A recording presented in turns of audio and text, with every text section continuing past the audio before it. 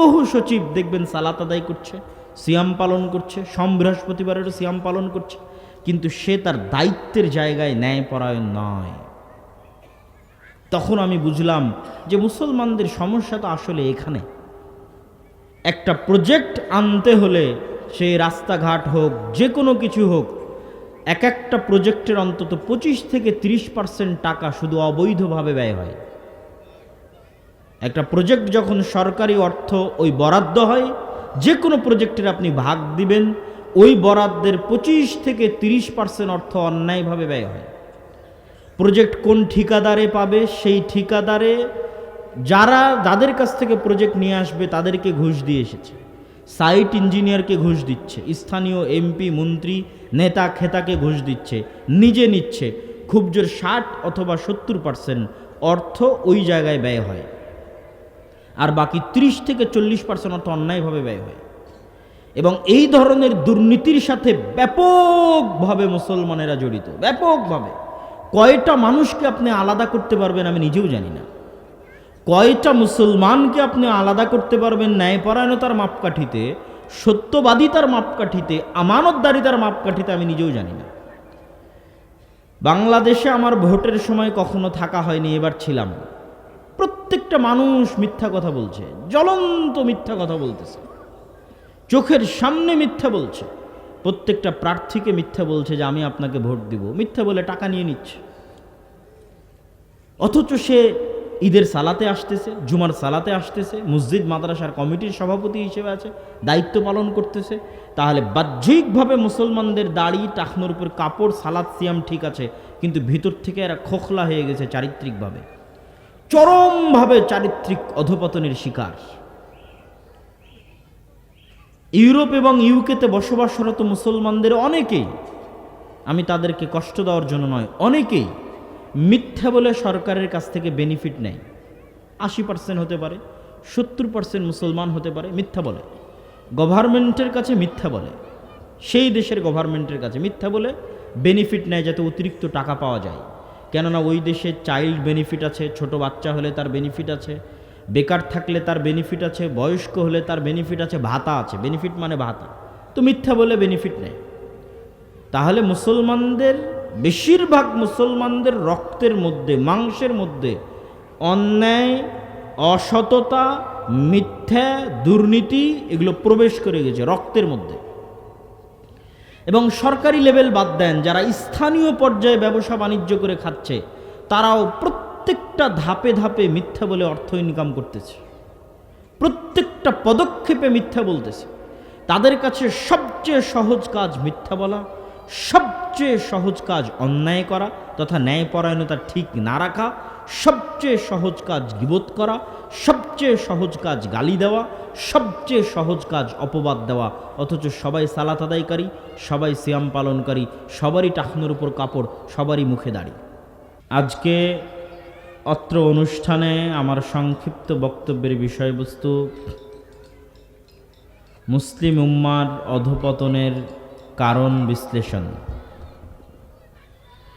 আল্লাহ সুবহানাহু ওয়া তাআলা পবিত্র কোরআন মাজিদে বলেন, ইন্নাল্লাহা ইয়া'মুরুকুম আন তুআদ্দুল আমানাতি ইলা আহলিহা ওয়া ইযা হাকামতুম বাইনান নাস আন তাহকুমু বিল আদল।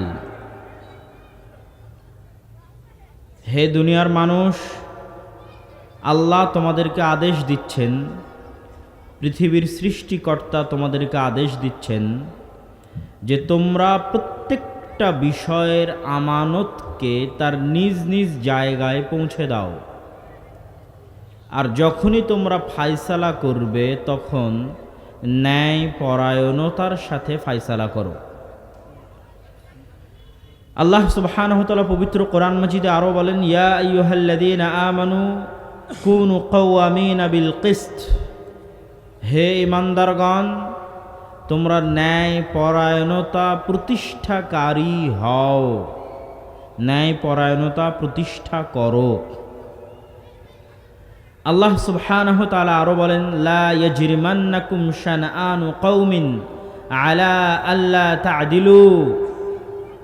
কোনো একটি ব্যক্তি, জাতি, গোষ্ঠী, গোত্র, দল, সংগঠন, ব্যক্তি কোনো কিছুর প্রতি তোমার অন্তরে লালন করা হিংসা বিদ্বেষ যেন তোমাকে অন্যায়পরায়ণতার পথে ধাবিত না করে। আলা আল্লাহ তা'দিলু, তোমাকে যেন এই পথে ধাবিত না করে। তোমার অন্তরে লালন করা হিংসা এবং বিদ্বেষ, সেই হিংসা বিদ্বেষ কোনো ব্যক্তির ক্ষেত্রে হতে পারে, কোনো গোষ্ঠী কোনো গোত্রের ক্ষেত্রে হতে পারে, কোনো দল সংগঠনের ক্ষেত্রে হতে পারে, কোনো মসজিদ মাদ্রাসার ক্ষেত্রে হতে পারে, যেন তোমাকে তোমার এই হিংসা বিদ্বেষ ধাবিত না করে অন্যায়পরায়ণতার দিকে। বরং তোমরা কি করো, ই'দিলু, ন্যায়পরায়ণতা প্রতিষ্ঠা করো। আর ন্যায়পরায়ণতা হচ্ছে তাকওয়ার সবচেয়ে নিকটবর্তী। সম্মানিত উপস্থিতি, এই যে আয়াতগুলো, এই আয়াতের মতো সমর্থবোধক অসংখ্য আয়াত আল্লাহ সুবহানাহু ওয়া তাআলা পবিত্র কোরআনে অবতীর্ণ করেছেন, যার সারমর্ম হচ্ছে আল্লাহ সুবহানাহু ওয়া তাআলা মানুষকে, মুমিনকে তাদের বাস্তবিক জীবনে ন্যায়পরায়ণতা প্রতিষ্ঠা করতে বলছেন। প্রত্যেকটা বস্তুকে তার যথাযোগ্য মর্যাদায় রাখতে বলছেন। পাশাপাশি আল্লাহ সুবহানাহু ওয়া তাআলা এটাও ঘোষণা দিচ্ছেন যে আমি আল্লাহ ন্যায়পরায়ণ, এবং ইন্নী হাররামতু যুলমা আলাইয়া, আমি আল্লাহ আমার উপর জুলুম করাকে, অত্যাচার করাকে হারাম করেছি। ন্যায়পরায়ণতার আরবি হচ্ছে আদল, আদালাহ, ন্যায়পরায়ণতা। আর এর বিপরীতটা হচ্ছে জুলম, অত্যাচার। ন্যায়পরায়ণতার মাপকাঠিতে চুল পরিমাণ 19-20 অত্যাচার। যে ন্যায়পরায়ণতার মাপকাঠিতে যত বেশি পরিমাণ 19-20 করবে সে তত বড় অত্যাচারী। তো আল্লাহ বলছেন আমি ন্যায়পরায়ণ, শতভাগ ন্যায়পরায়ণ। আর হাররামতু যুলমা আলাইয়া, চুল পরিমাণ অত্যাচার এবং জুলম করাকে আমি আল্লাহ আমার উপর হারাম করে নিয়েছি। পৃথিবীর মানুষ যদি কোথাও ন্যায়পরায়ণতা না পায়, জজ কোর্ট, হাইকোর্ট, সুপ্রিম কোর্ট, গ্রাম্য সালিশ, পারিবারিক বিচার, প্রাতিষ্ঠানিক বিচার সালিশ, কোথাও যদি ন্যায়পরায়ণতা না পায়, তাহলে কিয়ামতের মাঠে আমি আল্লাহ শতভাগ ন্যায়পরায়ণতা তাকে বুঝিয়ে দিব। সৃষ্টিকর্তা হিসেবে এটা আমার উপর আমি ফরজ করে নিয়েছি, এটা আমার জিম্মেদারি, এটা আমার দায়িত্ব। এই জন্য আমি আমার উপর জুলমকে হারাম করেছি। মানুষ যদি মানুষের কাছে ন্যায়পরায়ণতা বুঝে না পায়, পৃথিবীর কোনো আইন, কোনো আদালত, কোনো বিচার, কোনো সালিশ মানুষকে যদি ন্যায়পরায়ণতা না দেয়, আর কিয়ামতের মাঠেও মানুষ যদি আল্লাহ সুবহানাহু তাআলার কাছে ন্যায়পরায়ণতা না পায়, তাহলে আল্লাহ সুবহানাহু তাআলা তার নিজস্ব দাবিতে মিথ্যুক হবেন, নাউজুবিল্লাহ। কিন্তু যেহেতু তিনি সত্যবাদী, এবং যেহেতু তিনি ওয়াদা দিলে রক্ষা করেন, এবং যেহেতু তিনি শতভাগ ন্যায়পরায়ণ, এই জন্য কে কত বড় তাহাজ্জুদ গুজার, আর কে কত বড় দানশীল, আর কে কত বড় আলেম, এইটা বিবেচনা করে আল্লাহ কিয়ামতের মাঠে বিচার করবেন না। যত বড় দানশীল হোক, যত বড় নেতা হোক, যত বড় আলেম হোক, যত বড় তাহাজ্জুদ গুজার হোক, দুনিয়ার কোনো মানুষের উপর যদি চুল পরিমাণ অত্যাচার করে থাকে, ন্যায়পরায়ণতা পরিপূর্ণভাবে আদায় না করে থাকে, সেটা স্ত্রীর সাথেই হোক না কেন। ন্যায়পরায়ণতা খুবই ভয়ঙ্কর জিনিস, সেটা স্ত্রীর সাথেই হোক না কেন। ওই যে আল্লাহ বলেছে যে আব্দুল আমানাত, যার যা হক সেটা তাকে বুঝিয়ে দাও, এটাই ন্যায়পরায়ণতা। যে যতটুকু পায় তাকে ততটুকু দিয়ে দাও, এটাই ন্যায়পরায়ণতা। যে যতটুকু পাওয়ার হকদার তার ততটুকু আদায় করো। তোমার বাপ মা তোমার কাছে কেমন সম্মান পাওয়ার হকদার, তার চেয়ে চুল পরিমাণ সম্মান কম করলে ওটাই অত্যাচার, ওটাই জুলম। তোমার স্ত্রী তোমার কাছে কি কি জিনিস পাওয়ার হক রাখে সেটা পরিপূর্ণ আদায় করো, এটাই ন্যায়পরায়ণতা। আদায় না করা জুলম। তোমার বোন তোমার বাপের সম্পত্তিতে কি পরিমাণ ভাগ পায়, এটা আদায় করা ন্যায়পরায়ণতা। আর এটা আদায় করতে চুল পরিমাণ গড়িমসি করা জুলম। এখন ওই ভাই যদি রাত দিন তাহাজ্জুদের সালাত আদায় করে, প্রত্যেক বছর হজ করে, কোটি কোটি টাকা দান করে, আর বোনের সম্পত্তি বুঝিয়ে দিতে গড়িমসি করে, চুল পরিমাণ অন্যায় পরায়ণতা করে, তাহলে কিয়ামতের মাঠে আল্লাহ তাকে তার তাহাজ্জুদের জন্য, তার হজের জন্য, তার দানের জন্য ছাড় দিবেন না। ন্যায় পরায়ণতা শতভাগ প্রতিষ্ঠা করে ছাড়বেন। এই জন্য তিনি আল্লাহ, এই জন্য তিনি রব্বুল আলামিন, এই জন্য তিনি ইলাহ। শতভাগ ন্যায় পরায়ণতা প্রতিষ্ঠা করে ছাড়বেন। কিন্তু আজ আমাদের মুসলমানদের দুর্ভাগ্যজনক হলেও সত্য যে আজ আমাদের মুসলমানদের মধ্যে বাহ্যিক ইবাদত, বাহ্যিক আমল ব্যাপকভাবে উপস্থিত থাকলেও আভ্যন্তরীণভাবে চারিত্রিক অধপতন আমাদেরকে ধ্বংস করে ফেলেছে। প্রত্যেকেই অভ্যন্তরীণভাবে চারিত্রিকভাবে ন্যায়পরায়ণতার মাপকাঠিতে নিজেকে মাপলে সে নিজেকে ন্যায়পরায়ণ দাবি করতে পারবে না। আমি নিজেকে সহ সবাইকে সহ বলছি, বিশেষ করে মুসলমানদেরকে লক্ষ্য করে বলছি যে আজকে আমার বক্তব্যের টপিক ছিল মুসলমানদের অধপতনের কারণ কি। তো অনেকেই হয়তো বিভিন্ন কারণ তুলে ধরবেন, কিন্তু আমার কাছে আমার গবেষণা, আমার সফর, আমার চিন্তা ভাবনা, আমার বাস্তব অভিজ্ঞতা, আমার কাছে মনে হয় মুসলমানদের চলমান বর্তমান অধপতনের সবচেয়ে বড় কারণগুলো কয়েকটি, তার মধ্যে 3টা কারণকে আমরা সারমর্ম করতে পারি। 1, চারিত্রিক অধপতন। চারিত্রিক অধপতন মানে আমি বেহায়াপনা, বেলেল্লাপনাকে বুঝাচ্ছি না। চারিত্রিক অধপতন মানে ন্যায়পরায়ণতা, সততা, আমানতদারিতা নাই, সত্যবাদিতা, ন্যায়পরায়ণতা, আমানতদারিতা নাই।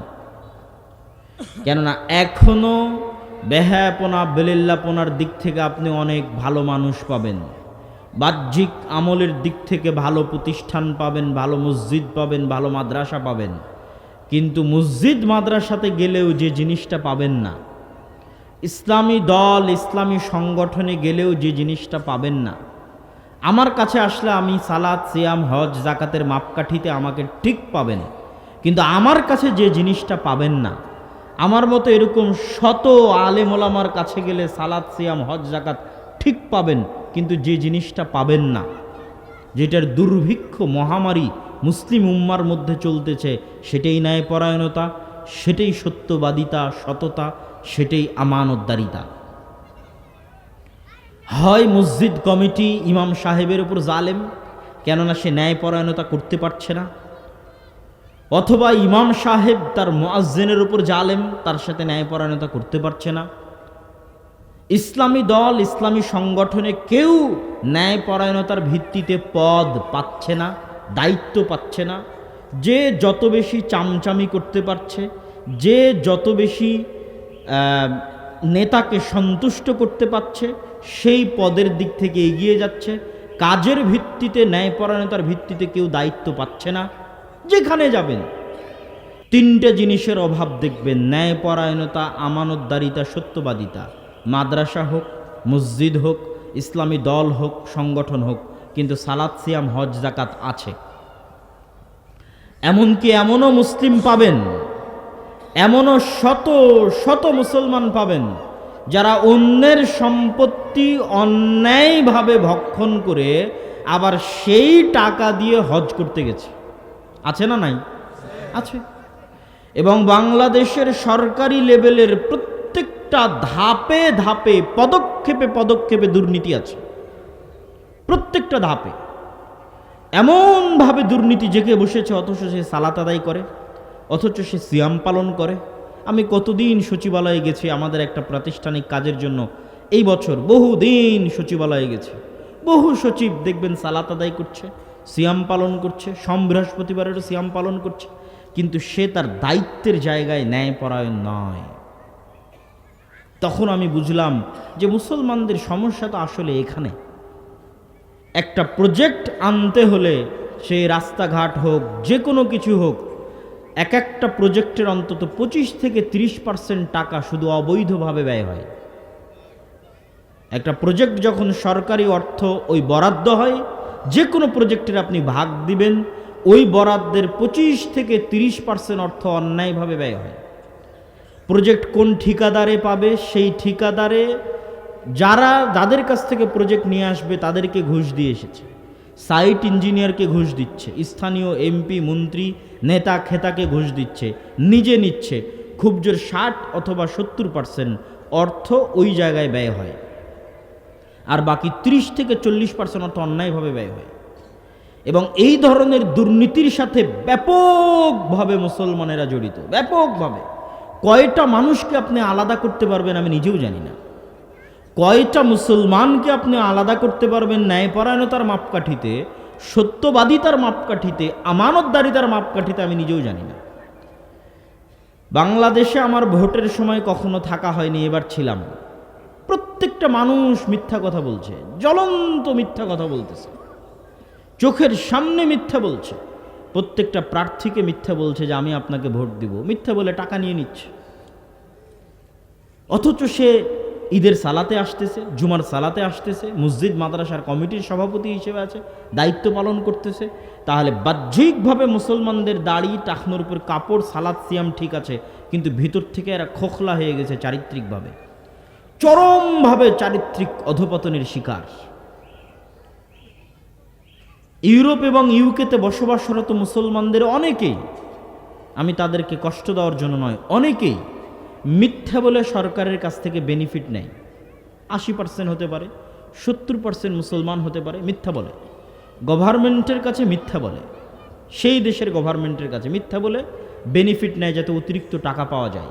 কেননা ওই দেশে চাইল্ড বেনিফিট আছে, ছোট বাচ্চা হলে তার বেনিফিট আছে, বেকার থাকলে তার বেনিফিট আছে, বয়স্ক হলে তার বেনিফিট আছে, ভাতা আছে। বেনিফিট মানে ভাতা। তো মিথ্যা বলে বেনিফিট নেয়। তাহলে মুসলমানদের, বেশিরভাগ মুসলমানদের রক্তের মধ্যে, মাংসের মধ্যে অন্যায়, অসততা, মিথ্যা, দুর্নীতি এগুলো প্রবেশ করে গেছে রক্তের মধ্যে।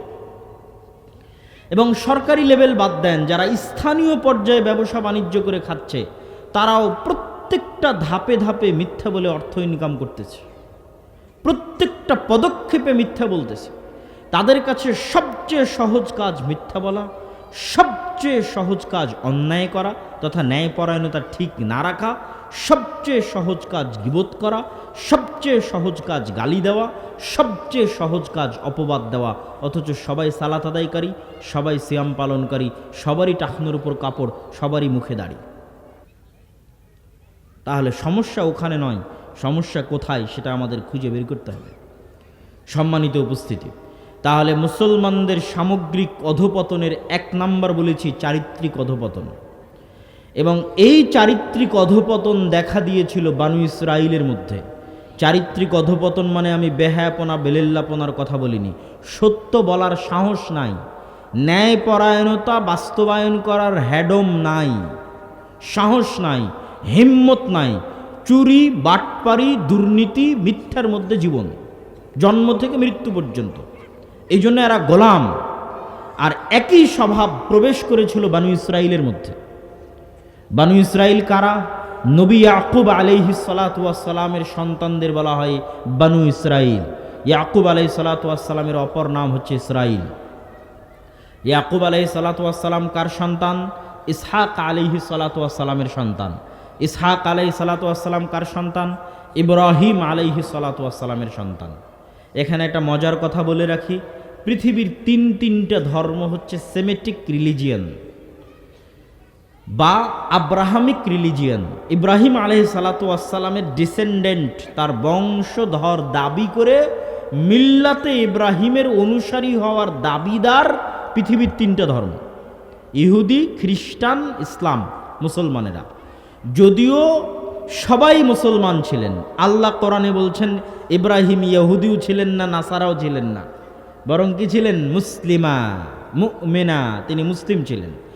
কিন্তু যেমন আমরা মুসলমানদের মধ্যে থেকে হানাফি, শাফি ইত্যাদি ভাগ করে নিয়েছি, ওই রকম একটা সময় মুসলমান থাকতে থাকতে তারা নিজেদের নামের উপর চড়িয়ে নিয়েছে নাসরানি, নিজেদের নামের উপর চড়িয়ে নিয়েছে ঈসাই, নিজেদের নামের উপর চড়িয়ে নিয়েছে ইয়াহুদি। ঠিক আছে, এই ধরনের নাম তারা নিজেদের উপর চড়িয়ে নিয়েছে, কিন্তু তারাও আব্রাহামিক রিলিজিয়ান।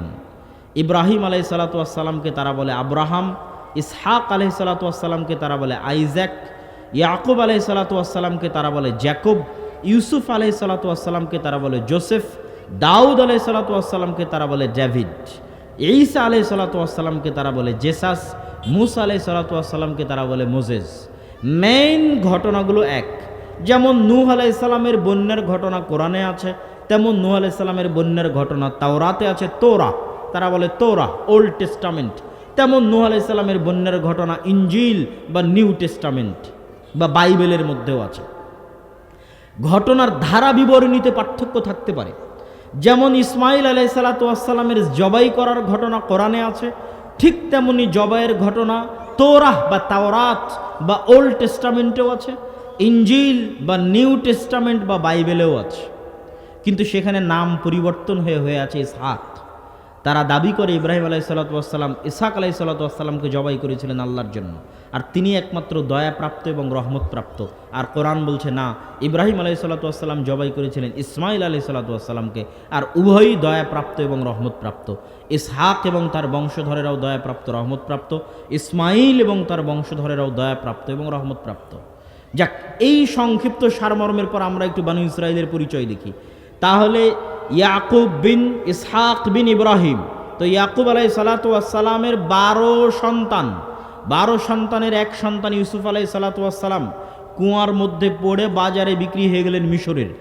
আজও ফিলিস্তিন থেকে মিশরের যোগাযোগ, যেমন এখনকার নিউজ, আপডেট নিউজ হচ্ছে যে গাজার মানুষজন বিভিন্ন অঞ্চল ছেড়ে দিয়ে পালিয়ে গিয়ে মিশরের সীমান্তবর্তী রাফা ক্রসিংয়ে আশ্রয় নিয়ে আছে। গাদাগাদি করে তাঁবু টানিয়ে 20 লক্ষ মানুষ অবস্থান করছে, পশু প্রাণীর মতো, গরু ছাগলের মতো।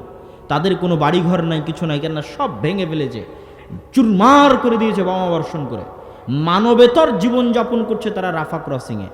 এখন ইসরায়েল চাচ্ছে সেখানেও হামলা করতে, এখনও শুরু করেনি, আল্লাহ সুবহানাহু ওয়া তাআলা জানে কবে শুরু করবে।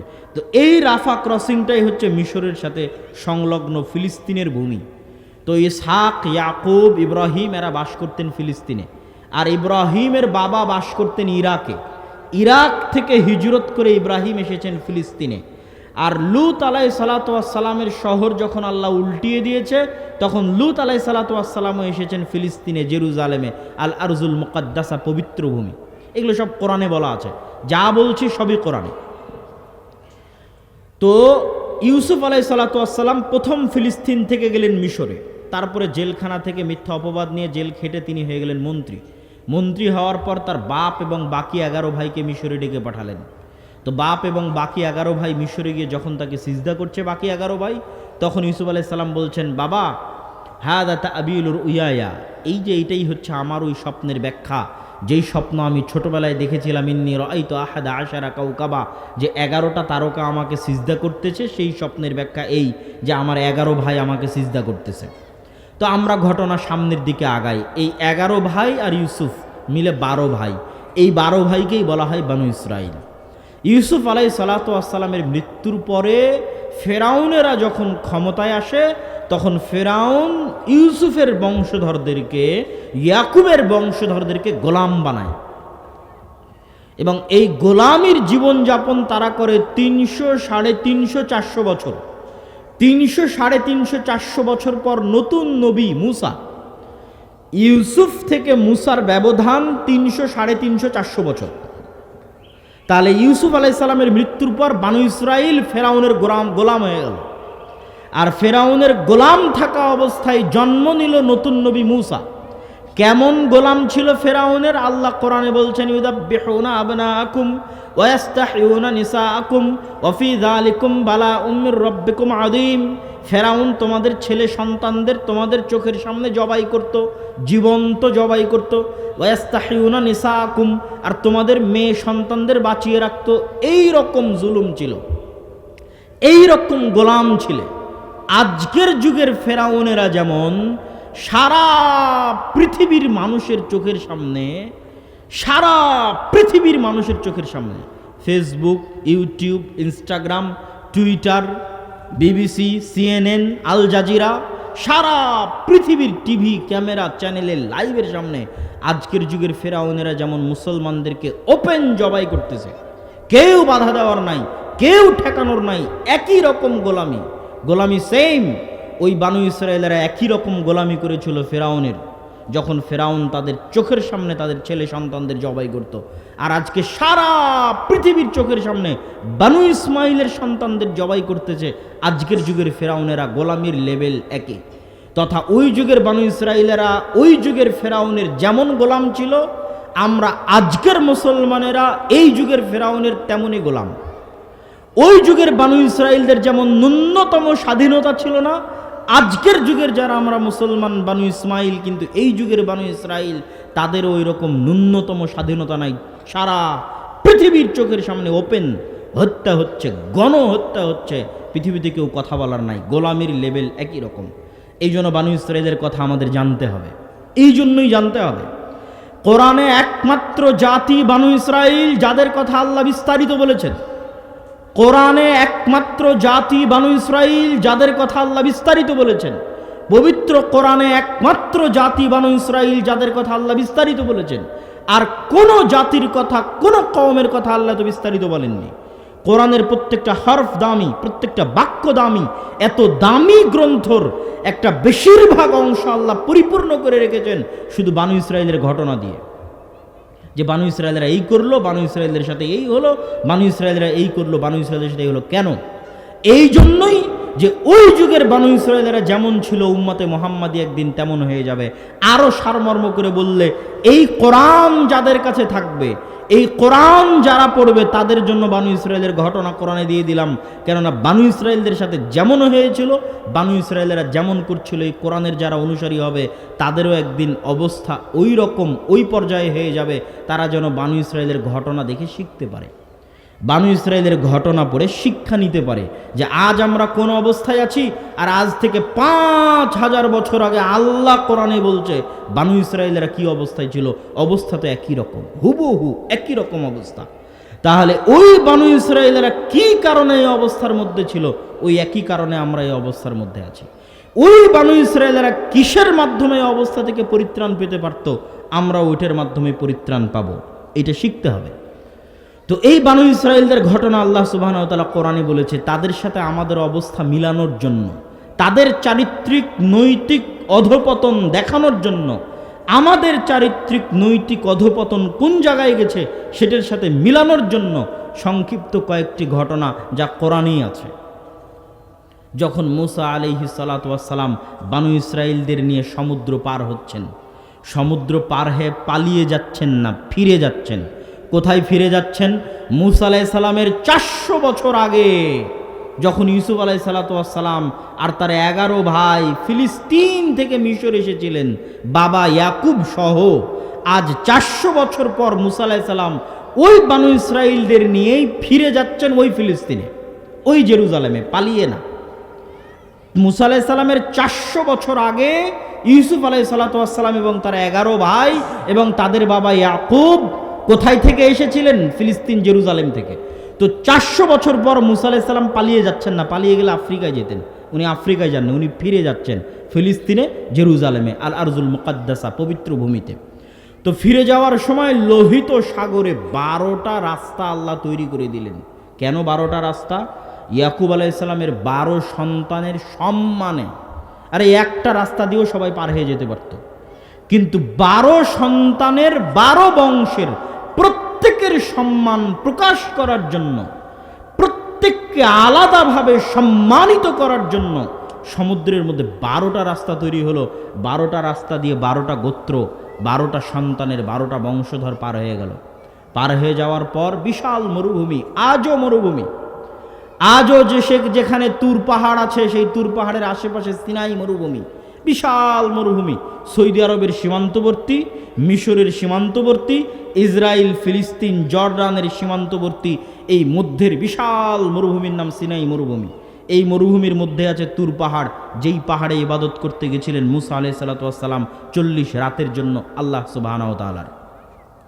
তো মরুভূমিতে তো পানি নাই, লোহিত সাগরের লবণাক্ত পানি খাওয়া সম্ভব নয়, মিশরে ফিরে যাওয়াও সম্ভব নয়, আর ফিলিস্তিনে, জেরুজালেমে বসবাস করতে শক্তিশালী আমালেকা গোত্র ঢুকাও সম্ভব নয়। তো এখন মরুভূমিতে ঘুরপাক খাও, পানির ব্যবস্থা কেমনে হবে? ওয়াইজ ইস্তাসকা মূসা লিকাওমিহি, ফাকুল নাজরিব বিআসাকাল হাজারা ফানফাজারাত মিনহু ইসনাতা আশারাতা আইনা। যখন বানু ইসরাইলেরা মুসাকে বলল মরুভূমিতে পানির ব্যবস্থা নাই, তোমার আল্লাহকে বলো পানির ব্যবস্থা করে দিতে। আমি মুসাকে বললাম, মুসা তোমার হাতের লাঠি দিয়ে পাথরে আঘাত করো। যখনই মুসা হাতের লাঠি দিয়ে পাথরে আঘাত করলো, তখন ইয়াকুব আলাইহিস সালামের 12 সন্তানের 12 বংশের জন্য পাথর থেকে 12টি ঝর্ণাধারা প্রবাহিত হয়ে গেল। আল্লাহু আকবার! কি সম্মান আল্লাহ বানু ইসরাইলকে দিয়েছিলেন। আল্লাহ কোরআনে বলছেন যে এই সম্মানগুলো আমি তাদেরকে দিয়েছিলাম। তারপরে তারা বলছে খাবার তো নাই, মরুভূমিতে কি উৎপাদন করবে, খাবার নাই। আল্লাহ বলছেন আমি জান্নাত থেকে পাঠিয়ে দিলাম মান্নার সালোয়া তোমাদের জন্য। মান্নার সালোয়া কি? মুফাসসিরিনে কেরাম লিখছেন কোয়েল জাতীয় দামি এক প্রকার পাখি, যা সকালবেলা গাছে এসে বসতো, ওইটাকে জবাই করা হতো। আর ওই গোস্তের সাথে পৃথিবীর সবচেয়ে উন্নত জাতের মাশরুম, যা মরুভূমিতে বৃষ্টি হলে হয়, তাছাড়া অন্য কোথাও হয় না, যার বর্তমান কেজি 1 কেজির দাম বাংলাদেশি টাকায় 5 লক্ষ টাকা। ওই দামি মাশরুম আর ওই পাখির গোস্ত, এটা জান্নাত থেকে আসতো আল্লাহ সুবহানাহু ওয়া তাআলার পক্ষ থেকে। তাহলে পর পর কতগুলো নিয়ামত সমুদ্রের মধ্যে চোখের সামনে দেখলো রাস্তা হয়ে যাচ্ছে, চোখের সামনে। ওয়াংতুম তানজুরুন, তোমরা নিজেরা চোখের সামনে দেখেছো ফেরাউনকে ডুবে মরতে। কোন ফেরাউন? যে ফেরাউন তোমাদের ছেলে সন্তানদের জবাই করত, ওই ফেরাউনকে তোমরা তোমাদের চোখের সামনে ডুবে মরতে দেখেছো। আর কি? তোমাদের জন্য পাথর থেকে ঝর্ণাধারা প্রবাহিত করে দিয়েছি। আর কি? জান্নাত থেকে তোমাদের জন্য খাবার দিয়েছি। তারপরে এবার আল্লাহ বলছে তোমরা এবার দেখো উম্মতে মুহাম্মাদি, যে এত দয়া, এত করুণা, এত রহমত করার পর বানু ইসরাইল পাল্টা কেমন নিমক হারামি করলো, কেমন ধোকাবাজি করলো, কেমন শঠতা করলো, কেমন মুনাফিকি করলো আল্লাহর সাথে। দেখো মুসা আলাইহিস সালাম যখন তুর পাহাড় থেকে তাওরাত নিয়ে ফিরে আসছে, তখন বানু ইসরাইল বলছে লান নুমিনা হাত্তা নারাল্লাহ জাহরাতান, ততক্ষণ পর্যন্ত তোমার এই তাওরাতে বিশ্বাস করব না যতক্ষণ না নিজে চোখে তোমার আল্লাহকে না দেখব। নাউজুবিল্লাহ! এর চেয়ে বড় আর কি দেখবি তোরা, যে চোখের সামনে ফেরাউন মরে গেল, সমুদ্রের মধ্যে দিয়ে রাস্তা তৈরি হয়ে গেল, পাথর ফেটে ঝর্ণাধারা বের হলো, আসমান থেকে জান্নাত থেকে খাদ্য আসতেছে, আর কি লেখা লাগে? তো বলে আল্লাহকে স্বচক্ষে না দেখলে তোমার তাওরাত মানব না। 40 রাতের জন্য যখন ইবাদত করতে গেল মুসা আলাইহিস সালাম, ইত্তাখাযতুমুল ইজল, তোমরা বাছুরের পূজা করা শুরু করেছিলে, শিরক করেছিলে। মাত্র 40 দিনের ব্যবধানে, মাত্র 40 দিনে তোমরা শিরকে লিপ্ত হয়েছো আল্লাহকে ভুলে গিয়ে। আর কি করেছো তোমরা? তোমাদের এত বড় দয়া এবং নেয়ামত থাকার পরও তোমরা মুসাকে বলছো লান নাসবিরা আলা তুআমিন ওয়াহিদ ফাদউ লানা রাব্বাক ইউমবিতু লানা। মুসা, এই এক খাবার, এই প্রত্যেক দিন মান্নার সালোয়া জান্নাত থেকে আসে, এই এক খাবার আমাদের ভালো লাগে না। বলেন নাউজুবিল্লাহ! মুসা তোমার আল্লাহকে বলো এই মরুভূমি থেকে খাবার উৎপাদন করে দিতে, এই মরুভূমি থেকে চাল ডাল পেঁয়াজ রসুন আদা শশা উৎপন্ন করে দিতে বলো, শাক সবজি। তোমার আল্লাহ সুবহানাহু ওয়া তাআলাকে আমরা মরুভূমিতেই খাবার উৎপন্ন দেখতে চাই। তখন আল্লাহ সুবহানাহু ওয়া তাআলা বললেন, এতই যখন উৎপন্ন শাকসবজি ফলমূল খাওয়ার ইচ্ছা, তাহলে মরুভূমি পার হলেই উর্বর জমি শুরু হবে ফিলিস্তিনের, জেরুজালেমের। যুদ্ধ করে বিজয় করো, যা ভালো লাগে আবাদ করে খাও, যুদ্ধ করে বিজয় করতে হবে। তখন তারাই, এই বানু ইসরাইলি উত্তর দিল ইযহাব আনতা ওয়া রাব্বুকা ফাকাতিলা, মুসা তুমি আর তোমার আল্লাহ গিয়ে যুদ্ধ করো, যুদ্ধ করে যেই দিন তোমাদের বিজয় হয়ে যাবে ওই দিন আমাদেরকে বলিও, আমরা এখানে বসে থাকলাম, আমরা যুদ্ধ করতে পারবো না। বলে নাউজুবিল্লাহ! শুধু তাই নয়, যখন এই ঘটনা ঘটলো তখন মুসা আলাইহিস সালাম হতাশ হয়ে গেলেন। মুসা আলাইহিস সালাম বলেন, আল্লাহ আমি আর আমার ভাই ছাড়া এই জাতির দায়িত্ব আমি নিতে পারবো না। এগুলো সব কোরআনে আল্লাহ বলেছেন, যা বলছি প্রত্যেকটা কথা কোরআনে আছে। আমি বলেছি যে বানু ইসরাইলের ঘটনা আল্লাহ যত বিস্তারিত কোরআনে বলা হয়েছে এই জাতির ঘটনা, আর কোনো জাতির ঘটনা এত বিস্তারিত বলা হয়নি। কেন এত বিস্তারিত কোরআনে এই জাতির ঘটনা? কেন? এটা বুঝতে হবে। এর মধ্যে আমাদের জন্য শিক্ষা আছে। কেন আমরা ওরকম হয়ে গেছি? আমরা এই যুগের বানু ইসরাইল হয়ে গেছি, স্বভাবে চরিত্রে চাল চলনে কথাবার্তায় একই মিথ্যা, একই শঠতা, একই ধোঁকা, একই নিমখারামি আমাদের রক্ত এবং আমাদের মাংসের মধ্যে ঢুকে গেছে। এই জন্য বুঝতে হবে। মুসা আলাইহিস সালাম বললেন, আল্লাহ আমি পারবো না, আমি আমার আর আমার ভাইয়ের দায়িত্ব নিতে পারবো, এই কওমের দায়িত্ব নিতে পারবো না। আল্লাহ বললেন, তোমাদের জন্য 40 বছরের গজব, ইয়াতিহুনা ফিল আরজ, এই মরুভূমির মধ্যে 40 সানা, 40 বছর তোমরা পাগলের মতো ঘুরতে থাকবে। এই 40 বছরের মধ্যে মুসা আলাইহিস সালামের মৃত্যু হয়ে গেল। নতুন নবী হলেন ইউশা বিন নুন, বানু ইসরাইলের নতুন নবী হলেন ইউশা বিন নুন। ইউশা বিন নুন 40 বছর পর বানু ইসরায়েলদের নিয়ে বলল, তোমরা তওবা করো, ইস্তেগফার করো এবং চলো যুদ্ধ করি। আল্লাহ জেরুজালেম বিজয় করতে বলেছে, চলো যুদ্ধ করি। তারা জেরুজালেম বিজয়ের জন্য যুদ্ধে অবতীর্ণ হলো। যখন শুক্রবার বিকেলবেলা সূর্য ডুবলেই শনিবার শুরু হবে, শনিবার পবিত্র দিন। ইহুদি ধর্ম অনুযায়ী, আল্লাহর দেওয়া বিধান অনুযায়ী, ইহুদি ধর্ম অনুযায়ী শনিবার পবিত্র দিন, যেটা এখন মানসুখ। আল্লাহর দেওয়া বিধান অনুযায়ী, ইসলামের নিয়ম অনুযায়ী শুক্রবার পবিত্র দিন, তখন শনিবার ছিল। তো শুক্রবার সূর্য ডুবলেই শনিবার শুরু হবে, যুদ্ধ বন্ধ হয়ে যাবে। ইউশা বিন নুন আল্লাহকে বললেন, আল্লাহ আপনি এই সূর্যকে থামিয়ে দেন আমাদের জন্য, যেন আজকে যুদ্ধ করে বিজয় অর্জন করতে পারি। রাসূল সাল্লাল্লাহু আলাইহি সাল্লাম বলছেন, পৃথিবীর ইতিহাসে প্রথমবারের মতো একমাত্র একবারের জন্য আল্লাহ সূর্যকে থামিয়ে দিয়েছিলেন, বানু ইসরাইল যেন জেরুজালেম বিজয় করতে পারে। এই জন্য আল্লাহ ইউশা বিন নুনের দোয়ার কারণে সূর্য থামিয়ে দিলেন। বানু ইসরাইল জেরুজালেম বিজয় করবে। আল্লাহ আদেশ দিচ্ছেন, শোনো, এত বড় বড় নিমক হারামে অপরাধ করার পর তোমাদেরকে জেরুজালেম বিজয় করার মতো দয়া রহমত আমি দিচ্ছি, অতএব আমার একটা আদেশ তোমরা মানো। জেরুজালেমে যখন প্রবেশ করবে আমার শুকরিয়ার জন্য মাথা নত করে প্রবেশ করবে, আর মুখে উচ্চারণ করবে একটা জিকির, হিত্তাতুন। হিব্রুতে হিত্তাতুন মানে আস্তাগফিরুল্লাহ, মানে মুখে উচ্চারণ করবে আস্তাগফিরুল্লাহর জিকির, আর মাথা থাকবে নত। মাথা নত করে মুখে আস্তাগফিরুল্লাহ পড়তে পড়তে জেরুজালেমে ঢুকবে। এবার আল্লাহ নিজেই কোরআনে বলছে যে আমার এই আদেশকে বানু ইসরাইল কিভাবে বিকৃত করেছে তোমরা জানো। আমি বললাম তোমরা মাথা নিচু করে প্রবেশ করবে, তারা পিছন আগে দিয়ে মাথা উঁচু করে প্রবেশ করবে। বলে নাউজুবিল্লাহ। আমি বললাম তোমরা জিকির করবে হিত্তাতুন, এরা পাল্টিয়ে দিয়ে জিকির শুরু করলো হিনতাতুন।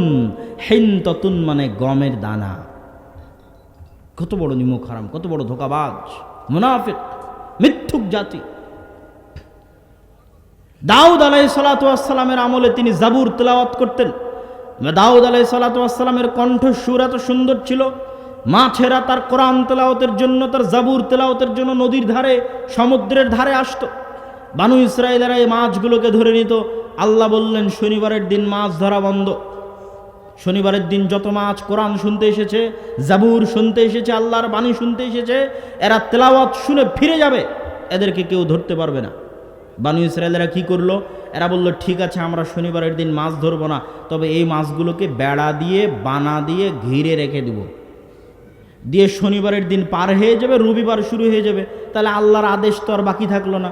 রবিবারের দিন তো আর মাছ ধরতে মানা নাই, আমরা তো শনিবারের দিন মাছ ধরিনি, মাছগুলোকে ঘিরে রেখে দিয়েছি, অতএব এই মাছগুলোকে আমরা রবিবারের দিন ধরব। আল্লাহ তাদের এই মিথ্যা, এই ধোঁকা, এই শঠতায় এতটা রাগান্বিত হলেন যে তাদের এক দলকে আল্লাহ শুকুর আর বানরে পরিণত করে দিলেন। বানরে পরিণত করে দেওয়ার কথা কোরআন মাজিদে আছে, আল্লাহ তাদেরকে বানরে পরিণত করে দিলেন। তো বিজ্ঞানীরা দাবি করে যে বানর থেকে নাকি মানুষ এসেছে। কেন দাবি করে জানেন? এই জন্য দাবি করে যে মানুষের ডিএনএ আর বানরের ডিএনএর মধ্যে প্রচুর মিল। তো এই জন্য তারা দাবি করে যে বানর থেকে মানুষ এসেছে, কিন্তু আসলে ঘটনা এর উল্টাটা। ঘটনা কি উল্টাটা? মানুষই বানর হয়ে যাবে। কেননা মানুষের ডিএনএর সাথে বানর আর শুকুরের ডিএনএর এত মিল যে আল্লাহ যদি মানুষকে মানুষ রাখা অবস্থায় আর দ্বিতীয় কোনো প্রাণী বানাতে চান, সামান্য পরিবর্তন করে আর দ্বিতীয় কোনো প্রাণীতে আল্লাহ আমাদেরকে রূপান্তর করতে চান, আমার শরীরের মধ্যে সামান্য ডিএনএ পরিবর্তন করে আল্লাহ আমাকে দ্বিতীয় কোনো প্রাণী বানাতে চাইলে অতি সহজে, অতি অল্প সময় আল্লাহ আমাকে শুকুর আর বানর বানিয়ে দিতে পারবে। কেননা আমার ডিএনএর সাথে বানর আর শুকুরের ডিএনএর মিল আছে। ওদের থেকে আমরা আসিনি, কিন্তু আমরা ওরা হয়ে যাব, যেমন বানু ইসরায়েলেরা হয়েছিল। যেমন আল্লাহর নবী বলেছে আমার উম্মতের একটা অংশ বানর শুকুর হয়ে যাবে। এটা হওয়া খুবই সহজ, এটা চোখের পলকে হয়ে যাবে। যেমন চোখের পলকে মানুষ ক্যান্সার আক্রান্ত হয়ে যাচ্ছে, এরকম চোখের পলকে শরীরের কোথাও কোষ বৃদ্ধি হয়ে যাচ্ছে, ক্যান্সার চোখের পলকে। এরকম চোখের পলকে সামান্য ডিএনএ পরিবর্তন হয়ে যাবে, সকালে ঘুম থেকে উঠে দেখবে বানর হয়ে গেছে, সকালে ঘুম থেকে উঠে দেখবে শুকুর হয়ে গেছে। তো বিজ্ঞানীরা এই জিনিসটা ভুল বুঝেছে। তারা এই ডিএনএর মিলের কারণে তারা মনে করছে আমরা মনে হয় আগে বানর ছিলাম, এখন মানুষ হয়েছি। না, আমরা আগে থেকেই মানুষ, কিন্তু আমরা যদি আল্লাহর গজবে নতুন কোনো প্রাণীতে রূপান্তর হই, তাহলে কিসে রূপান্তরিত হব? বানরে অথবা শুকুরে, যেটা বানু ইসরায়েলেরা হয়েছিল। সম্মানিত উপস্থিতি, তাহলে এই যে বানু ইসরায়েলের সঠতা এবং ধোঁকা দেখলেন, এবার বলেন তো যেই বানু ইসরায়েলেরা এরকম মিথ্যা, এরকম মুনাফিকি, এরকম সঠতা, এরকম ধোঁকার মধ্যে আছে, এরা কার সন্তান? ভুলে গেছেন মনে হয়। কার সন্তান? ইয়াকুব আলাইহিস সালামের সন্তান, নবীদের সন্তান, ইব্রাহিম আলাইহিস সালামের সন্তান। আলোচনা তো শুরুই করেছিলাম সেটা দিয়ে, ভুলে গেলে হবে না তো। এরা তো তারাই যাদের জন্য আল্লাহ 12টা রাস্তা তৈরি করলেন সমুদ্রে, তো তারা কারা? তারা ইয়াকুব আলাইহিস সালামের 12 সন্তান। তাহলে নবীর সন্তান কেমনে এত নিচে নেমে গেল এটা আমাকে জানতে হবে। আর তাদের ওই ধোঁকা, ওই সঠতার সাথে আমাদের মিল এবার খুঁজে দেখেন। তারা ধোঁকাবাজি মোনাফিকি করেছে নবীদের সাথে, আর আমরা ধোঁকাবাজি মোনাফিকি করছি সরাসরি কার সাথে? মানুষের টাকা মেরে নিয়ে হজ করে আল্লাহকে দেখাচ্ছে, আল্লাহ দেখো আমি কত পরেজগার। এটা কি ধোঁকা না? এটা ধোঁকা। সবাই আমরা ধোঁকা দিচ্ছি। আমি তলে তলে সুদ ঘুষের সাথে জড়িত আছি, দুর্নীতির সাথে জড়িত আছি, বাহিরে মানুষকে দেখাচ্ছি দেখো আমি কত বড় হাজি, কত বড় নামাজি, কত বড় দাড়িয়ালা। আল্লাহকেও দেখাচ্ছি দেখো আল্লাহ আমি কত বড় দানশীল। তুমি তো ধোঁকাবাজ। আমি তো অন্যের সম্পদ জোর করে মেরে নিয়েছি, আমি তো দুর্নীতির সাথে জড়িত আছি, আমি তো সকাল সন্ধ্যা মিথ্যা বলে টাকা ইনকাম করছি। তাহলে তো আমি মিথ্যুক, আমি তো ধোঁকাবাজ। তাহলে এই ধোঁকাটা, এই গেমটা আমরা আমাদের সাথে যে গেমটা আমরা খেলতেছি, এটা মূলত আল্লাহকে ধোঁকা দেওয়ার জন্য। আর ওরা এই ধোঁকাটা দিতে চাইতো নবীকে। তো এখন যদি বানু ইসরায়েলেরা উঠে, নতুন করে জেগে উঠে, তাহলে জেগে উঠে যদি উম্মতে মুহাম্মাদিকে দেখে, তাহলে ওরাই লজ্জা পাবে যে আমরা এদের চেয়ে ভালো ছিলাম। এরা যে পরিমাণ মিথ্যা বলতে পারে, যে পরিমাণ দুর্নীতি করতে পারে, যে পরিমাণ ধোঁকা দিতে পারে, যে পরিমাণ 2 নাম্বারি করতে পারে, তারপরে আবার এই মিথ্যা, এই দুর্নীতি, এই ধোঁকার টাকার উপর ভিত্তি করে আবার হজও করে, আবার নামাজও পড়ে, আবার দানও করে। এই কোন আজীব গেম, আজীব খেলা, আজীব ধোঁকার খেলা। সম্মানিত উপস্থিতি, এই জন্য তাদের ঘটনা বলে দেখালাম যে আপনি মিলিয়ে দেখেন তাদের ধোঁকাবাজি আর আমাদের ধোঁকাবাজি, তাদের মিথ্যা আর আমাদের মিথ্যা। এবার চলে আসেন, তারা নবীর সন্তান হওয়ার পরও এই রকম নিম্ন শ্রেণীর আচরণ কেন করত? আর আমরা মুসলমানেরা কি উন্নত চরিত্রের ছিলাম না যে আমরা আজকে এত নিম্ন আচরণ করছি? এবার মুসলমানদের উন্নত চরিত্র দেখেন। তাদেরও কারণ বলি, তার আগে মুসলমানদের 2-1টা উন্নত চরিত্র দেখেন। ওমর রাদিয়াল্লাহু তাআলা আনহু ন্যায় পরায়ণতার মাপকাঠিতে নিজেকে শতভাগ ঠিক রাখবেন। এই জন্য ওমর রাদিয়াল্লাহু তাআলা আনহু নিজেকে ন্যায় পরায়ণতার মাপকাঠিতে শতভাগ ঠিক রাখবেন শুধু এই জন্য, ন্যায় পরায়ণতার মাপকাঠিতে যেন চুল পরিমাণ এদিক ওদিক না হয়, শুধু এই জন্য ওমর রাদিয়াল্লাহু তাআলা আনহু মদিনা থেকে জেরুজালেমের অর্ধেক রাস্তা, এই 1500 কিলোমিটারের অর্ধেক রাস্তা, 700 কিলোমিটার, 650 কিলোমিটার রাস্তা নিজে পায়ে হেঁটেছেন, আর গোলামকে উটের পিঠে বসিয়ে রেখেছেন, খালি এটা প্রমাণ করতে যে আমি ওমর ন্যায়পরায়ণ, আমি ওমর ন্যায়পরায়ণ শাসক, শতভাগ ন্যায়পরায়ণ। শুধু এই ন্যায়পরায়ণতার মাপকাঠিতে নিজেকে শতভাগ উত্তীর্ণ করতে পারে। আপনি দেখেন আপনার স্ত্রীর সাথে আপনি শতভাগ ন্যায়পরায়ণ কিনা মাপেন। আপনার ভাইয়ের সাথে, আপনার বোনের সাথে, বাপ মায়ের সাথে, আপনার কর্মস্থলে, চাকুরির স্থলে আপনি শতভাগ ন্যায়পরায়ণ কিনা, আপনার অধস্তন কর্মচারী কর্মকর্তার সাথে আপনি ন্যায়পরায়ণ কিনা মাপেন। ভয়ঙ্কর জিনিস ন্যায়পরায়ণতা। তা আমরা তো ওমর রাদিয়াল্লাহু তাআলা আনহুর বংশধর। তাহলে মুসলমানেরা কেমন ন্যায়পরায়ণ ছিল সেটা দেখেন। স্পেনে যখন ইসলাম প্রবেশ করে, সারা পৃথিবীতে যখন ইসলাম প্রবেশ করে, একটা জিনিস আজকে বলে যাচ্ছি মনে রাখবেন, সারা পৃথিবীতে যখন মানুষ দলে দলে ইসলাম গ্রহণ করেছে, তার যত মানুষ দলে দলে ইসলাম গ্রহণ করেছে, তারা যতজন সালাত, সিয়াম, হজ, যাকাত দেখে ইসলাম গ্রহণ করেনি, 90% মানুষ, 99% মানুষ ইসলাম গ্রহণ করেছে শুধু এই কারণে যে অত্যাচার থেকে বাঁচতে চাইলে, ন্যায় পরায়ণতা পেতে চাইলে তোমরা ইসলামে যাও। স্পেনে যখন তারেক বিন জিয়াদ প্রবেশ করেছে, তখন স্পেনের মানুষরা তাদের শাসক দ্বারা এতটা মাজলুম ছিল, এতটা অত্যাচারিত ছিল, যখন তারা দেখলো বাপরে বাপ, মুসলমানদের মধ্যে ন্যায় পরায়ণতা দেখো, মুসলমানদের মধ্যে আমানতদারিতা দেখো, মুসলমানদের মধ্যে সত্যবাদিতা দেখো। এক কথার জন্য জীবন দিয়ে দিতে পারে মুসলমানেরা, কথার আমানত রক্ষা করার জন্য, ওয়াদার আমানত রক্ষা করার জন্য। আমরা যদি অত্যাচার থেকে বাঁচতে চাই, ইসলাম গ্রহণ করতে হবে। ইসলাম আমাদের ন্যায়পরায়ণতা দিতে পারবে, আমাদের সম্মান দিতে পারবে, আমাদের মর্যাদা দিতে পারবে, আমাদের অধিকার দিতে পারবে। আপনি বাংলাদেশের ইতিহাস পড়েন, বাংলাদেশের মুসলমানেরা বিহার, পশ্চিমবঙ্গ, আসাম, বাংলা, এই উড়িষ্যা, এই অঞ্চলের মুসলমানেরা কেন ইসলাম গ্রহণ করেছে? ব্রাহ্মণদের অত্যাচারে অত্যাচারিত হয়ে 4 বর্ণে ভাগ করে রেখেছিল ব্রাহ্মণরা হিন্দু সমাজকে। শূদ্র, বৈশ্য, ক্ষত্রিয়, ব্রাহ্মণ, এই 4 ভাগে ভাগ করে রেখে তারা যে জুলম এবং অত্যাচারের নিজাম এই অঞ্চলে প্রতিষ্ঠা করে রেখেছিল, যখন এই অঞ্চলের মানুষেরা দেখলো বাপরে বাপ, ইসলামে কি ন্যায়পরায়ণতা, কি আমানতদারিতা, কি উন্নত চরিত্র, কি সত্যবাদিতা, আমরা যদি বাঁচতে চাই অত্যাচার থেকে ইসলাম গ্রহণ করতে হবে।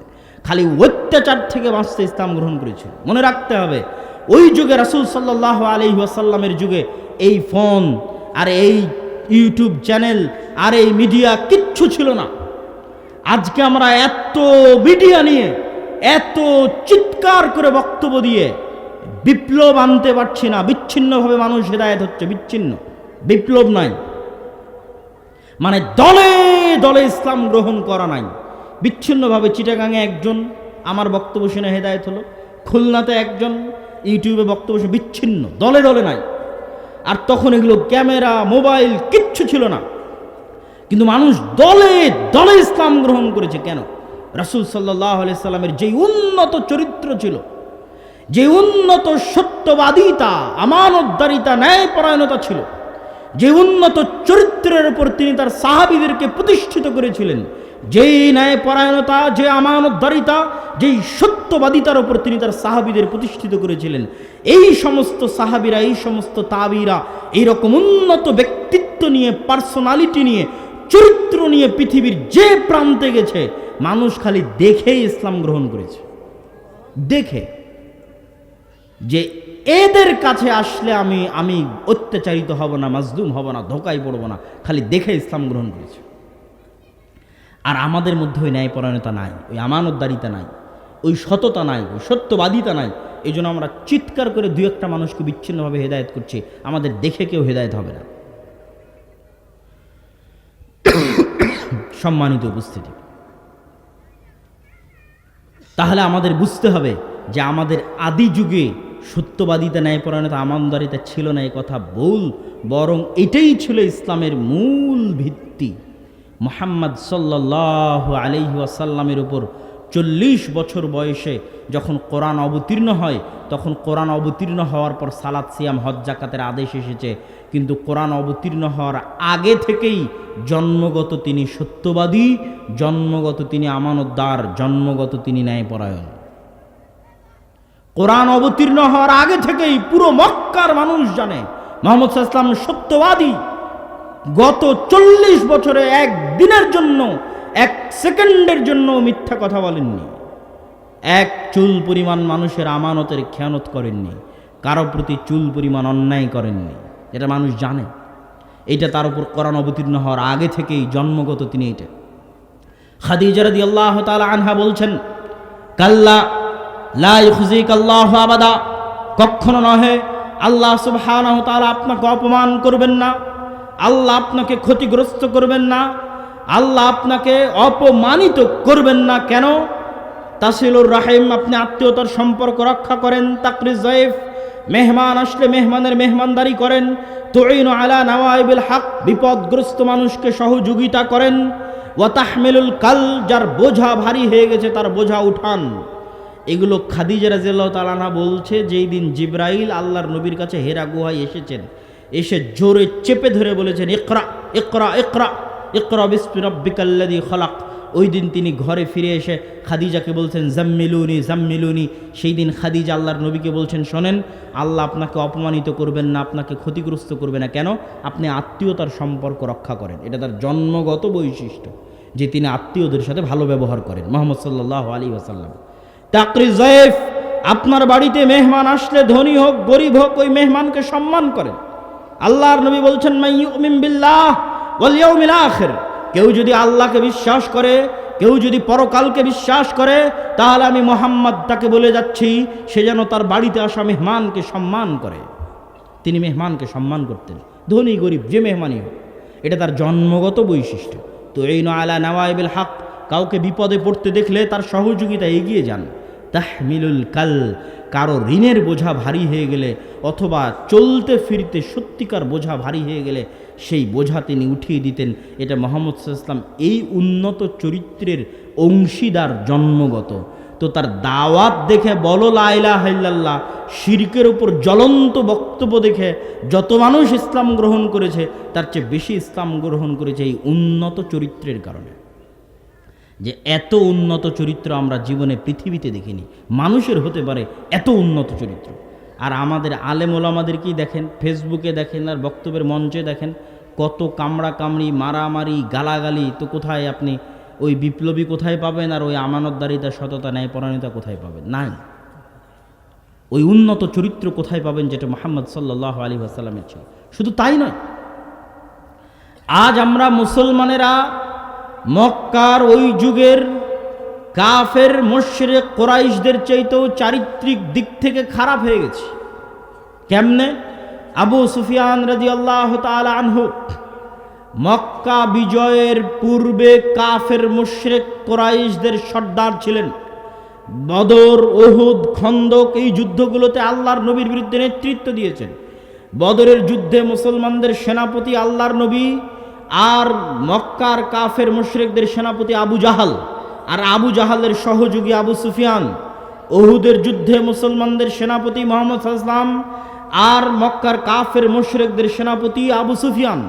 খন্দকের যুদ্ধে আবু সুফিয়ান সারা আরব থেকে 10,000-এর অধিক গোত্র নেতা, উপনেতা, দলনেতা জমা করে গোটা মদিনাকে ঘেরাও করে রেখেছে 1 মাসের জন্য। আবু সুফিয়ান এই 1 মাসে মদিনাকে ধ্বংস করবে, মুহাম্মদ সাল্লাল্লাহু আলাইহি ওয়াসাল্লামকে হত্যা করবে। এই আবু সুফিয়ান তার কাফের অবস্থায়, তার মুশরিক অবস্থায় তৎকালীন বাদশাহ হিরাক্লিয়াস জেরুজালেমে রোমান সম্রাটের অধিপতি হেরাক্লিয়াসের দরবারে হেরাক্লিয়াস আবু সুফিয়ানকে জিজ্ঞেস করতেছে, বলো মুহাম্মদ সাল্লাল্লাহু আলাইহি সাল্লাম সম্পর্কে কি জানো? 7টা থেকে 8টা প্রশ্ন করেছে আবু সুফিয়ানকে হেরাক্লিয়াস। তখন আবু সুফিয়ান রাদিয়াল্লাহু তাআলা আনহুর জীবনের স্বপ্ন যখন তাকে জিজ্ঞেস করা হচ্ছে, তখন আবু সুফিয়ানের জীবন মরণের স্বপ্ন মুহাম্মদ সাল্লাল্লাহু আলাইহি ওয়াসাল্লামকে হত্যা করা, মুহাম্মদ সাল্লাল্লাহু আলাইহি সাল্লামকে দুনিয়া থেকে বিদায় করে দেওয়া, ইসলামকে ধ্বংস করা, মদিনাকে ধূলিসাৎ করা। এটা তার জীবন ও মরণের স্বপ্ন। এই রকম অবস্থায় হেরাক্লিয়াস আবু সুফিয়ানকে জিজ্ঞেস করতেছে তার চিরশত্রু মুহাম্মদ সম্পর্কে সাল্লাল্লাহু আলাইহি ওয়াসাল্লাম। তো আবু সুফিয়ান রাদিয়াল্লাহু তাআলা আনহু বলছেন, আমার যদি মিথ্যা বলতে লজ্জা না হতো তাহলে আমি আজকে মিথ্যা বলতাম, কিন্তু আমি মিথ্যা বলতে লজ্জা পাই। এই জন্য আমার চিরশত্রু, যাকে হত্যা করা আমার জীবনের টার্গেট, যার ইসলামকে ধ্বংস করা আমার জীবনের টার্গেট, যার মদিনাকে ধূলিসাৎ করা আমার জীবনের লক্ষ্য উদ্দেশ্য, তার বিরুদ্ধে আমি আবু সুফিয়ান মিথ্যা বলিনি। এবার নিজেকে মাপেন। আবু সুফিয়ান কাফের মুশরিক অবস্থায় মুহাম্মদ সাল্লাল্লাহু আলাইহি ওয়াসাল্লাম সম্পর্কে মিথ্যা বলেনি। আর আজকের যে কোনো রাজনৈতিক দল বলেন, আলেম ওলামা বলেন, দল বলেন, সংগঠন বলেন, যে কোনো পর্যায়ের দায়িত্বশীলকে জিজ্ঞেস করলে সে আর একজনের নামে মিথ্যা বলবে, মিথ্যা অপবাদ দিবে, গীবত করবে চোখ বন্ধ করে। আর আবু সুফিয়ান কাফের মুশরিক অবস্থায় তার চিরশত্রু মুহাম্মদ সাল্লাল্লাহু আলাইহি ওয়াসাল্লাম সম্পর্কে মিথ্যা বলেনি, মিথ্যা বলতে লজ্জা পেত। তাহলে যে কাফের মুশরিক অবস্থায় মিথ্যা বলতে লজ্জা পায়, ও ইসলাম গ্রহণ করলে কত সত্যবাদী হবে, কত আমানতদার হবে, কত ন্যায়পরায়ণ হবে। সে আবু সুফিয়ানেরই ছেলে মুআবিয়া রাদিয়াল্লাহু তাআলা আনহু, তাদেরই বংশধর উমাইয়া, যারা শাসন করেছে ওমর বিন আব্দুল আজিজ থেকে প্রায় 100-150 বছর যারা শাসন করেছে, গোটা মুসলিম এরিয়া যারা দখল করে, যারা মিথ্যা বলা জানতোই না, মিথ্যা ওদের রক্তের মধ্যেই ছিল না। ন্যায়পরায়ণতা এবং সততা, আমানতদারিতা ওদের জন্মগত স্বভাব। সম্মানিত উপস্থিতি, তাহলে আমরা আমাদের এই আলোচনাটা একটু গুটিয়ে নিয়ে আসি যে আমরা মুসলমানেরাও সততা, আমানতদারিতা, ন্যায়পরায়ণতায় পৃথিবীর সর্বোচ্চ শিখরে ছিলাম, আজ পৃথিবীর সর্বনিম্ন স্তরে। তো ইয়াকুব আলাইহিসসালাম, ইসহাক, ইব্রাহিম তারাও সৎ, আমানতদার, ন্যায়পরায়ণ, সত্যবাদী ছিলেন। আরে সত্যবাদী না হলে কি ইউসুফ আলাইহিসসালাম এমনি বলে? বাদশাহ ইউসুফ আলাইহিসসালামকে বলেছে ঠিক আছে তোমাকে মুক্ত করে দিলাম। ইউসুফ আলাইহিসসালাম বলছে না, আমি মরা পর্যন্ত জেলে থেকে যাব, যতদিন না যারা আমাকে অপবাদ দিয়েছিল তারা প্রকাশ্যে ক্ষমা না চাবে ততদিন আমি ইউসুফ জেল থেকে বের হব না। 7 বছর হয়ে গেছে জেল খাটা। তাহলে ব্যক্তিত্বের মাপকাঠি কত উন্নত, সত্য বলা, ন্যায়পরায়ণতার মাপকাঠি কত উন্নত যে 7 বছর জেলে যদি আমাদেরকে রাখা হয় আর বলা হয় আজকে তোমাকে ছেড়ে দিলাম, আমরা দৌড়ে বের হয়ে যাবো জেল থেকে। আর উনি বলছেন না, যারা আমার উপর অপবাদ দিয়েছে ওদের ক্ষমা চাইতে বলো, মরা পর্যন্ত জেলে থেকে যাও, আমার সম্মান আগে, মর্যাদা আগে। তাই এদেরই তো বংশধর বানু ইসরাইল 400 বছর পর। তাহলে কেমনে এরকম হয়ে গেল? আর আমরা ওমর, আবু সুফিয়ান, মোহাম্মদ সাল্লাল্লাহু আলাইহি ওয়াসাল্লাম তাদের বংশধরে আমরা এরকম হয়ে গেলাম কেমনে? সেটার সারমর্ম বলে আমাদের বক্তব্যের এই অংশের শেষের দিকে চলে যাব, তারপরে বক্তব্যের অন্য অংশের প্রতি আলোচনা করবো ইনশাআল্লাহ। এর কারণ হচ্ছে গোলামি মানুষের আত্মমর্যাদা, আত্মসম্মান নষ্ট করে দেয়। ওই যে 400 বছর বানু ইসরাইলেরা ফেরাউনের গোলাম ছিল, তো গোলাম থাকলে মাথা নত থাকে, আত্মমর্যাদা বিক্রি করে দিতে হয়, সেলফ রেসপেক্ট, সেলফ কনফিডেন্স বিক্রি করে দিতে হয়। তো 400 বছর যে ফেরাউনের গোলাম ছিল, এই গোলামিতে বানু ইসরাইলের স্বাভাবিক চরিত্র নষ্ট হয়ে গেছে। তারা যে নবীদের সন্তান, ওই নবীদের যে জন্মগত স্বাভাবিক চরিত্র ছিল ওটা ধ্বংস হয়ে গেছে 400 বছরের গোলামিতে। কেন? গোলামি পালিয়ে বেড়াতে হয়, লুকিয়ে বেড়াতে হয়, চুরি চামারি করে বেড়াতে হয়, টাকা পয়সা থাকে না, যে কোনো মূল্যে কোথাও একটা টাকা দেখলে কাড়াকাড়ি করতে হয়, যে ওখানে একটা টাকা আছে চলো কাড়াকাড়ি করি, ওই টাকার জন্য মিথ্যা বলতে হয়, এগুলো গোলাম। এই ধরনের চরিত্র চলে আসে গোলামদের মধ্যে, কেন? কোনো সুযোগ সুবিধা নাই তার জন্য, তার বাঁচার কোনো অধিকার নাই। তো সে মাথা নত করে পালিয়ে পালিয়ে বাঁচতেছে, তো সে মিথ্যা বলবে না তো কি বলবে? সে মুনাফেক হবে না তো কি হবে? এইরকম যারা গোলাম হয় ওরা সামান্য কিছু নিয়ে কাড়াকাড়ি মারামারি লেগে যেতে পারে। এরাই বলতে পারে তোমার আল্লাহকে না দেখলে ঈমান আনবো না, তুমি আর তোমার আল্লাহ গিয়ে যুদ্ধ করো। এরকম ছোট মন মানসিকতা হয়ে গেছে গোলামি করতে করতে। আর মুসা আলাইহিস সালাতু ওয়াস সালামকে আল্লাহ গোলাম অবস্থায় এই জন্য বড় করেননি।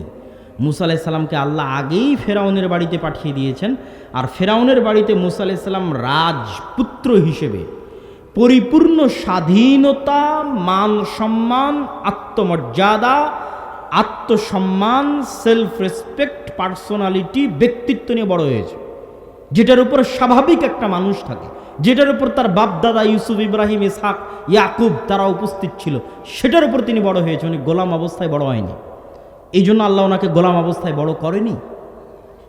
এই জন্যই মুসা আলাইহিস সালাতু ওয়াস সালাম যখন বাড়ি থেকে বের হলেন ফেরাউনের, বের হয়ে দেখছেন যে ফেরাউনের লোকজন বানু ইসরায়েলের উপর অত্যাচার করছে, তখন মুসা আলাইহিস সালাম অন দ্য স্পট এক থাপ্পড় দিয়ে একজনকে স্পট ডেড করে দিয়েছিল। তো এই এক থাপ্পড় মারার জাজবা গোলামের মধ্যে জীবনে আসবে না, গোলাম সাহসী করবে না এই থাপ্পড় মারা। কিন্তু যেহেতু উনি গোলাম ছিলেন না, ফেরাউনের বাড়িতে মানুষ হয়েছেন স্বাধীনভাবে, সম্মানের সাথে, মান সম্মানের সাথে, এই জন্য ওনার সাথে বানু ইসরায়েলের মিলত না। ওনার জীবনযাপন, চিন্তা ভাবনা একরকম, আর যে বানু ইসরায়েলদের ওনাকে নবী করে দেওয়া হয়েছে এরা তো গরু ছাগলের মতো গোলাম অবস্থায় বড় হয়েছে। এরা আর কি করবে? এরা কথায় কথায় ধোকা দেয়, কথায় কথায় মারামারি করে, কথায় কথায় কামড়াকামড়ি করে। এবার আপনি বুঝে গেছেন আমাদের বাঙালিদের অবস্থা। আমরাও ব্রিটিশদের গোলামি করেছি কত বছর? 200, 250, 300 বছর। ব্রিটিশরা আমাদের পিটিয়ে নীল চাষ করিয়েছে, জমির মালিকানা পর্যন্ত ছিল না। কি বলেন আপনি? এসএ পর্চা, সিএস পর্চা খুঁজে দেখেন যে যেই জমিদারের নামে খাজনা দিতেন তার নামে জমি। জমির মালিকানা তো আসছে শেরে বাংলা একে ফজলুল হকের সরকারের সময়, যখন জমিদারি প্রথা বিলুপ্ত করা হয়। আর ব্রিটিশরা আমাদের আজীবন শাসন করেছে ডিভাইড অ্যান্ড রুল, তোরা তোরা মারামারি কর, 2 ভাগে ভাগ করে দে, মারামারি কর। তো যখনই আপনি মারামারি করবেন একটা টাকার জন্য, 2টা পয়সার জন্য, তখন কি বলবেন? মিথ্যা বলবেন, দুর্নীতি করবেন, স্বাভাবিক। এই মিথ্যা বলতে বলতে, দুর্নীতি করতে করতে আর মাথা নত থাকতে থাকতে রক্তের মধ্যে ঢুকে গেছে। মিথ্যা বলা, দুর্নীতি করা, ধোকা দেওয়া রক্তের মধ্যে ঢুকে গেছে 300 বছরের গোলামিতে। এটার আরও একটা প্রমাণ দিই। আফ্রিকার মুসলমান যারা স্পেন, ফ্রান্স, ইতালির গোলাম ছিল, আমরা যেমন ব্রিটিশদের গোলাম ছিলাম, তো ব্রিটিশরা আমাদেরকে যেই পরিমাণ জুলুম অত্যাচার করেছে তার চেয়ে 1000 গুণ বেশি অত্যাচার আফ্রিকান মুসলমানদের উপর এই ইউরোপিয়ান কান্ট্রিগুলো করেছে। এই জন্য আফ্রিকান মুসলমানদের স্বাভাবিক চরিত্র আরও খারাপ হয়ে গেছে, আরও ধ্বংস হয়ে গেছে। মানে ওরা আমাদের চাইতে মিথ্যা বলতে আরও পটু, আরও ধোকা, আরও ছিনতাই, আরও 2 নম্বরে, আরও দুর্নীতিতে আরও পটু। কেন ওদের ওপর ফ্রান্স, ইতালি, স্পেন আরও ভয়ঙ্কর রকমের জুলুম গোলামি চালিয়েছে, 200, 250, 300, এখনও মুক্তি দেয়নি। আমাদেরকে তো নাম কাস্তে হলো ব্রিটিশরা মুক্তি দিয়ে গেছে, ওদেরকে এখনও মুক্তি দেয়নি।